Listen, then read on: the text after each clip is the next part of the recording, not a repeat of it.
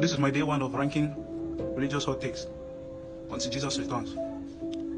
Let's take a look at this.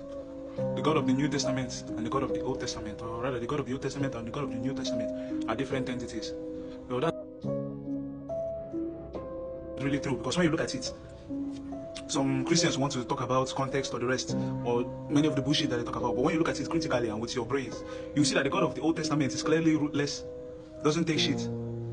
Anything that you do, he will destroy you. He doesn't forgive. He massacres people. Check the kill count of the God of the Old Testament. It's in his millions, but the God of the New Testament just killed only 2 people.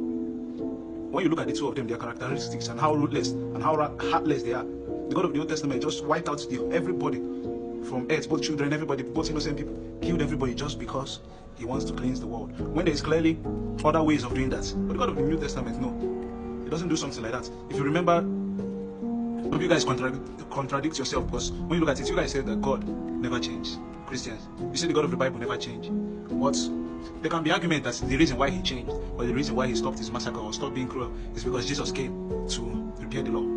But that's not still right, because if Jesus repair or fix the law, the olden day laws of Moses as cruel, and God automatically changed, that debunks the argument that God does not change.